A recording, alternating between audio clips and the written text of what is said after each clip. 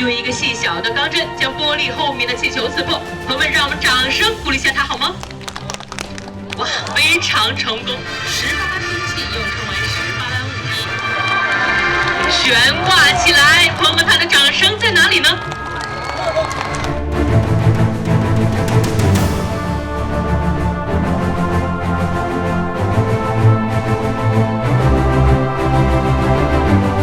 有些人说，哎，你身后怎么有遗产？告诉大家，以前少林寺可是相当于一个地主的，人家有土地的，要种地的。然后在建造的时候，大家有没有发现，这个碑是你们大家为数不多见的现代碑里面有碑帽的一个。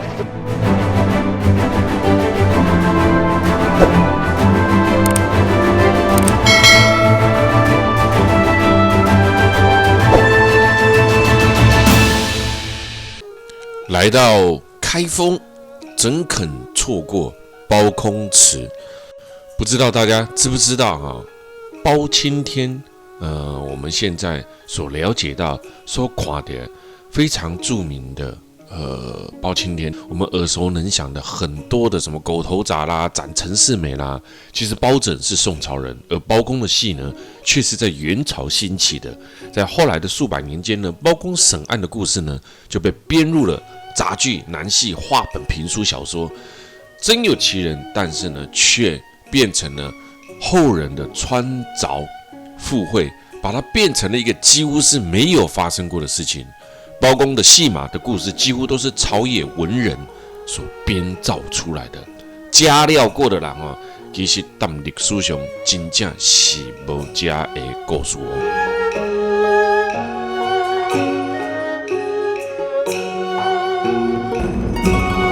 包公祠在宋朝灭亡之后，在金朝、元朝时期的开封就建有包公祠。不过现在的包公祠当然也是重建的啦，位于包公湖的西岸。所以说开封这个地方呢是7条的古都，但是这种老的来古迹呢，并无介济啊。这我头前有讲过，中原古都是13条的这个皇帝呢，甲朝代拢踮这个所在来建都，但是上大的问题就是，这个历史真深吼。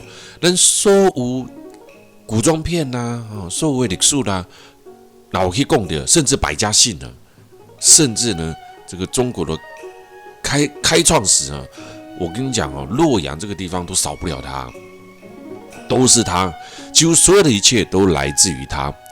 但是啊，我前面也特别讲了，就是说，也因为年代的久远，所以它留下来的更多的是很多的重建的历史遗迹啊，就在这个地方发生，但是呢，却不是原有的遗迹。经过的不管是文革啦、各个朝代啊、天灾人祸等迫害啊，所以来到这边呢，其实如果中国的历史人本呢，你每一个都有兴趣的话，中原古都、中原古都河南省不容易错过。那这前面就看到的这个地方呢，就是包公湖啦，7朝古都留下来的，在开封这个地方所以我们来到这个地方呢，先什么都不用讲讲一个非常简单的这个就是所有只要华人地区几乎呢拢会使看过拢会使看过会使听过包青天开封的包公祠也可以了解到这个中国北宋时期最著名的清官包青天千百年来他的故事呢，让人们呢爱在不已啊！为什么？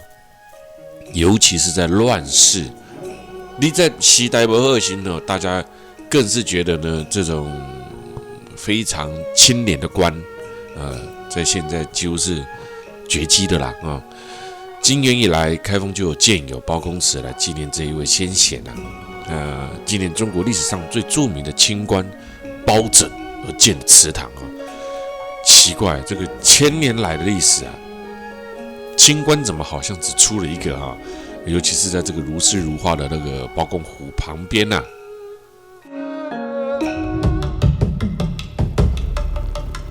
登峰的少林寺啊，这一个门口，相信是很多人都知道的哈。无论少林寺现在变得多么的现代化，无论少林寺现在变得多么的商业化，少林寺这个千古流传的武术奇迹，来看看吧。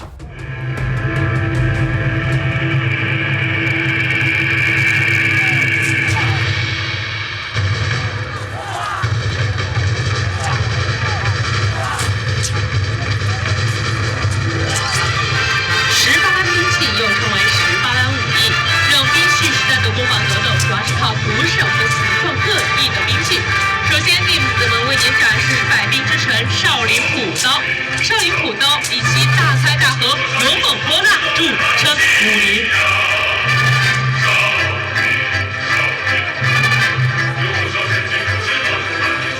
少林稀有兵器双刃、双锤、大斧。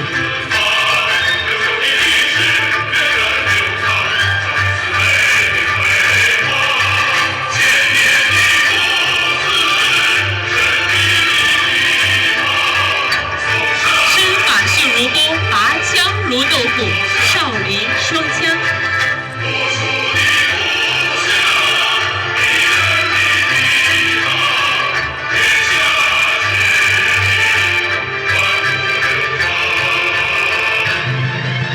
正所谓单刀看手，双刀看走，少林双刀。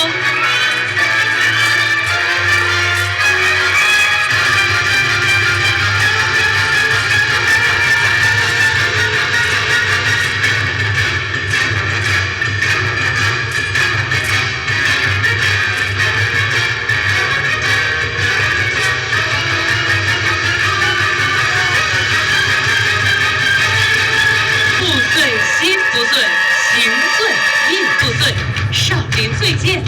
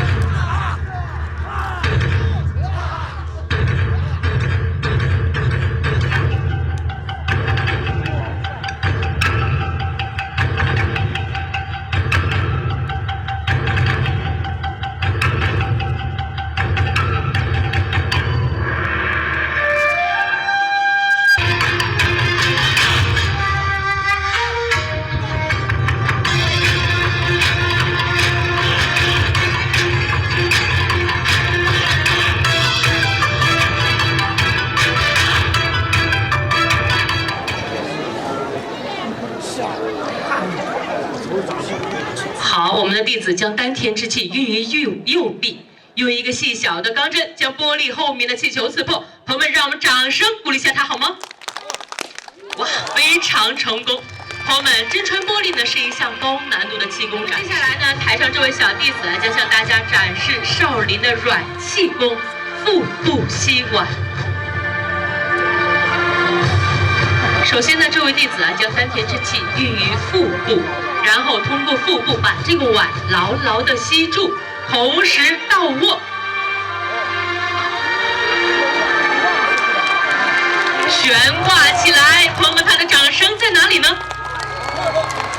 朋友们，此项气功表演呢，它需要弟子多年刻苦学习，方可达到如此的境界。让我们再次把掌声送给他。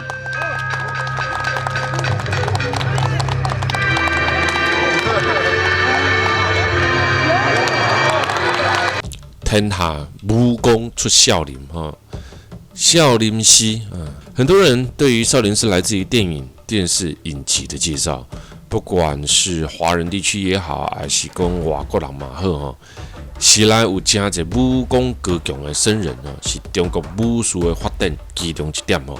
少林是在荷兰登峰的嵩山五乳峰下的一座佛寺啊，已坐落在嵩山腹地少室山的茂密丛林当中，所以把它叫做少林寺啊。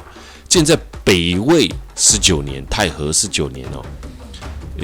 今麦少林寺啊，走进来呢，乍看之下呢，其实呢，我们讲真的哈，我们注意看少林寺哦。你可以感受到什么？它其实跟我们想象当中、电影场景当中看到的情况呢，会不太一样哦。现在你看到的少林寺当中呢，你可以看得到什么呢？看得到少林寺，就有如呢很多的中国同胞们来到了台湾的哪里？佛光山。感受到的是什么？这个我就不多说了哦。有没有那种感觉啦？哈。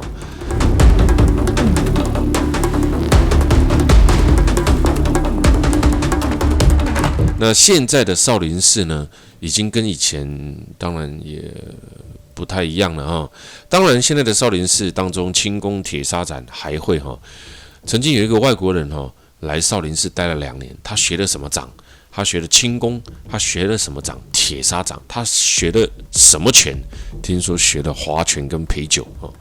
这个少林寺呢，这几年来呢，在少林寺的周遭呢，开启的武术道馆呢，跟武术学校呢，远远超过少林寺100倍啊！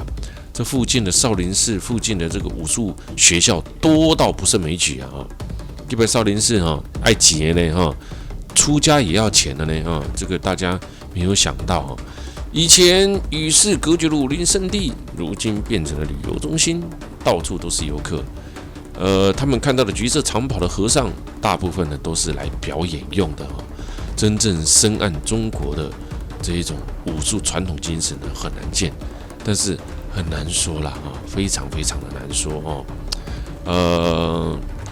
毕竟呢，少林寺它所带来的还是人们那一辈的源远流传的记忆啊，非常久远的记忆啦。你看地上有那个一个圆圆的洞，有没有？他们说呢，那个是以前练功练骨料呢，当头壳打出来这真正整个头都没拿落啦整个头都没拿得到，都没有掉，弄鬼拢拿落现在也变成了所有人来少林寺呢，都会介绍的一个景点看到地上的凹洞事实上是否这个地上的凹洞真是他们练功练成的呢？不得而知啦。因为现在的少林寺呢，毕竟它是整个重新整建过的一个地方，尤其是少林寺的这个历史，它出的这个故事啊，实在太多了它故事多到呢，哇，你想避开它都很难啊。各个朝代几乎都有少林出家弟子到市场上来打天下而且呢，只要会少林功夫好像呢比吃的那个运功散还要厉害哇天哪可以纵横整个中国大江南北少林寺在文化意义上呢，早已超脱了佛寺建筑艺术的本身，以少林功夫的武学国粹为代表发展出了禅意之下少林文化是华夏文明最杰出的代表。当时的在这里面出家的僧人，为了保护当时建在丛林里面的少林寺，习武练功，造就了今时今日的少林寺。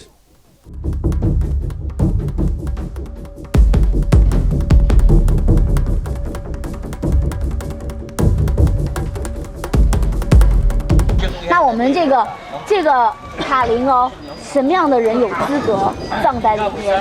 首先给大家说一下，并不是只有方丈才可以，或者住持才可以并不是。我们少林寺从建寺到现在，只有28任住持方丈，28任方丈。为什么中间没有？为什么说你们这1000多年怎么那么少是因为中间有很长一段时间我们是没有方丈的，如果说就28任方丈，那这里面不是只有20多个吗？而且大部分现代的基本上都没有葬在这个地方。那这样的什么样的人有资格得到高僧就可以了？你不要是只是方丈就行哦。那什么样得到高僧？第一，得到高僧；第二，对少林寺有所贡献哦。你没对少林寺有所贡献，你是没有资格的。一般来讲是少林寺不出1分钱给这些高僧来修塔，这些钱从哪里来？第一呢，身后有遗产；第二，弟子进行捐赠。大家说，有些人说，哎，你身后怎么有遗产？告诉大家，以前少林寺可是相当于一个地主的，人家有土地的，要种地的，懂我意思吧？人家有地的。你比如说这个高僧，比如说他是大弟子，人家大弟子下面有很多小弟子，人家有专门的一处地方种土地，干嘛有自己的收入的。很多人说，哎，高僧还有收入吗？很多游客这样问啊。所以说，那你身后有钱吗？对不对？所以呢，身后有遗产，或者弟子进行捐赠。如果说两者都没有满足，说，哎，你有没有人捐赠？你有没有遗产？那怎么办呢？那就把它葬在公共塔里面，组成什么呢？上面尖尖的是塔刹，然后呢是刹车的刹，台湾念刹，我们有2种读音，一种叫刹，一种叫刹。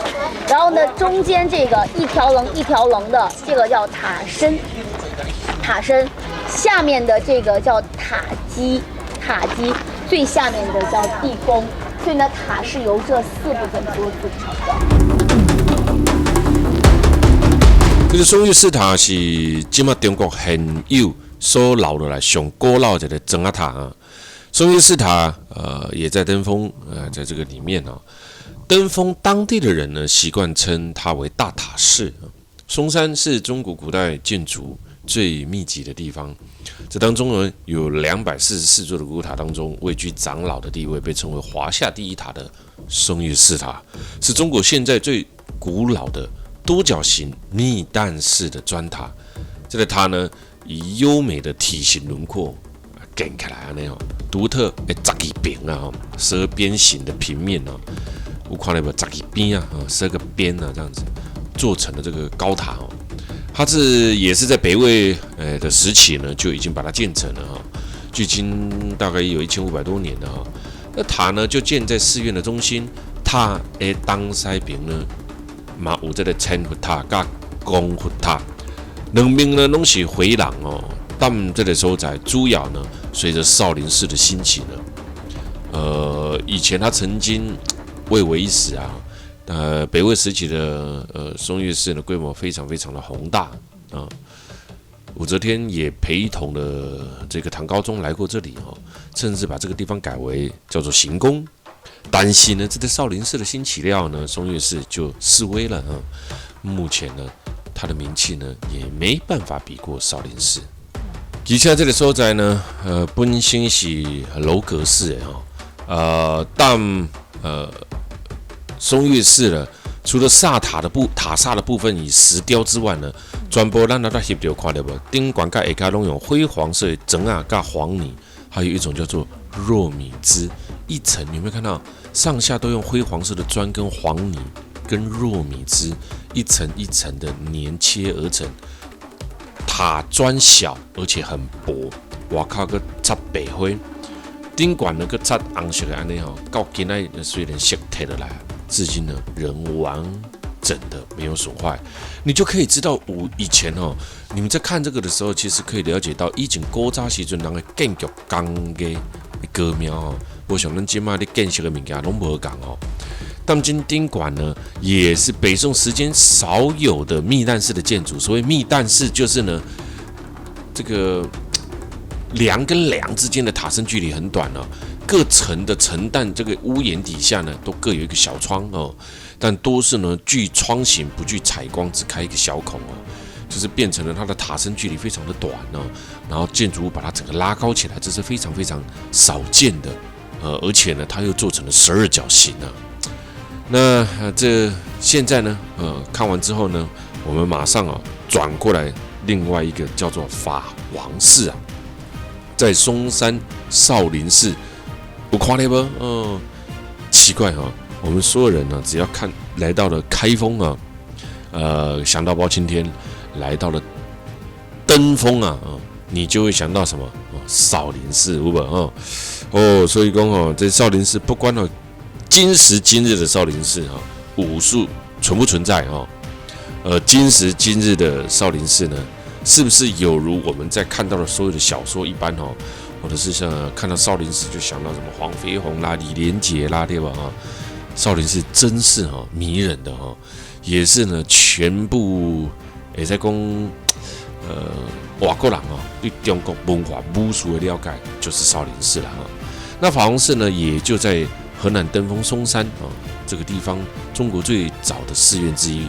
法王寺依山而建啊，依山而建的这里呢，现存有6座塔啊，都是建在唐朝唐代的法王寺塔。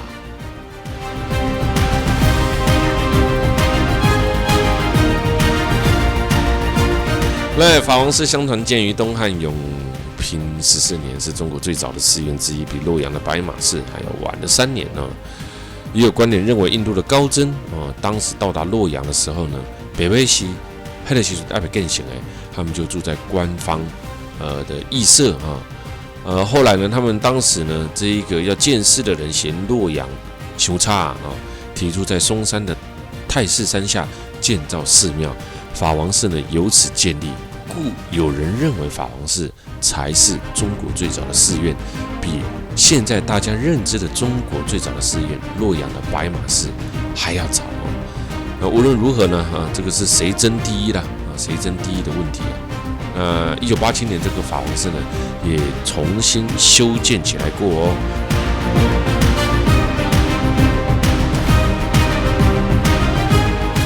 这个地方松阳书院呢，是全中国最大的一口通碑，全中国最大的通碑。来，我们大家看这个碑，这个碑呢简称3个字叫大唐碑，但是呢它的全名很长，大唐松阳观感圣德宋印之碑哦。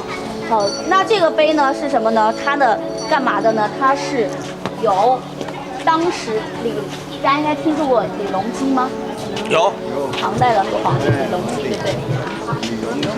李隆基哦，他呢曾经来我们这个地方游历嵩山，游历嵩山结束之后呢，当还没结束的时候，在这地方生了病。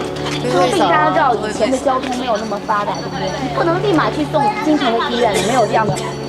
当时在这个地方的孙太冲，因为我们最早这个松阳书院这个前身，最早的前身是一个松阳寺，后来变成松阳观，变成松阳观之后，再后来变成了一个书院，所以它当过道教的庙宇、佛教的庙宇，最后变成一个书院。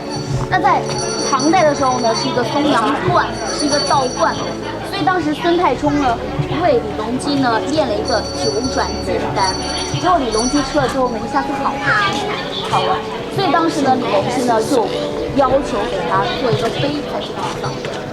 做碑这个地方呢，内容是谁来写的呢？是李林甫，大家听说过唐代口蜜腹剑这样的人。然后呢，字是谁写的呢？徐浩，双人徐，浩是浩瀚的浩。徐浩这个人呢，写了一手漂亮的字，写得非常的好。但是李林甫这个人呢，老百姓不喜欢，那这个碑哦，在建造的时候，大家有没有发现，这个碑是你们大家为数不多见的现代碑里面有碑帽的一个，有看到吗？看到。所有的碑，古代的碑是没有碑帽的。但这个碑呢却有碑帽，碑帽跟碑身它不是连在一起造的哦，它是2个落在上面的，看到吗？是落在上面。碑建好之后，把碑帽是盖在上面，盖在上面的。但是呢，大家要知道，在当时没有重机械的情况下，怎么样把这个碑把碑帽给放上去？在当时的情况下呢，没有人完得成哦。所以说呢，已经杀了3个县令、6个监工的情况下，还没有完成。最后呢，要让皇帝宽限了100天时间，3个月的时间。然后宽了3个月的时间呢，人都是发愁，怎么办呢？是不是还要死？这个时候有一个老头，穿得破破烂烂的，说要来找份工作，来这个地方工地上找工作。然后呢，工地的监工呢比较好心，说赶紧走吧，我们都自命不保了。然后呢，这个时候这个老头说这样子吧，老头说，我啊，这个黄土已经到脖子上了，我不怕死。当时这个监工就灵机一动哦，所以呢就干嘛呢？可以把土堆到这个碑的脖子，堆完之后用我们的胁迫重量把这个碑帽给推上去，所以呢才完成的。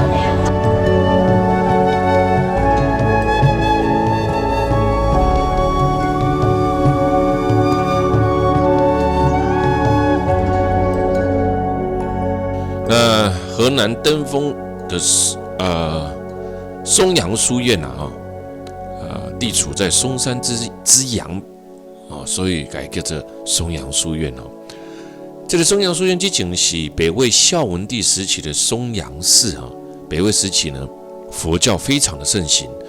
那个时阵佛教呢，但北魏时阵呢，可以说是到达了中国的巅峰东协大德沙门禅师了，但这个松山创建了松阳寺，这个修会非常的好信徒上济的时阵呢，到过600个。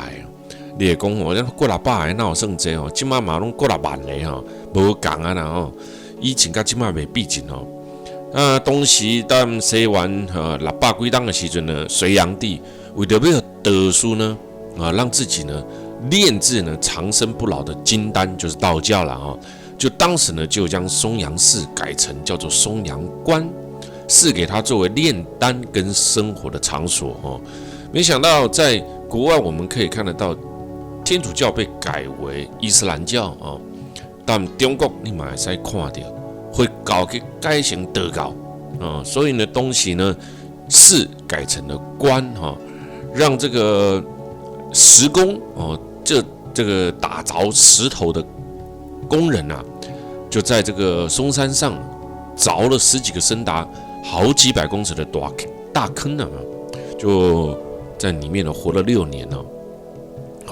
他们家呢开凿这个松阳书院的前身松阳寺那当然呢炼丹依然没有成果后来呢隋炀帝就责问下来了，我让你在这边炼丹干嘛你那炼不丹呢隋炀帝当时一听大怒之下，下令呢将当时的这一个道士呢处死一直到了唐朝，松阳观成为了皇家的行宫，更改名叫做奉天宫。唐代的过来皇帝拢亲自到这个所在来，唐高宗的李治跟武则天跟冷道到松山拜访著名的道士潘思正，所以这个时阵呢，整个松阳书院经过了5代时期的动荡不安然后一直沿路下来，一直到了北宋时间呢。北宋呢是一个非常有名科举方式呢，非常有名的。当时呢，宋代的读书热情在当时是非常风行的由内忧外患之下，采取了重取士而轻养士的政策这里其中呢，就把这个地方呢做成了松阳书院，改成了从士到官改成了松阳书院。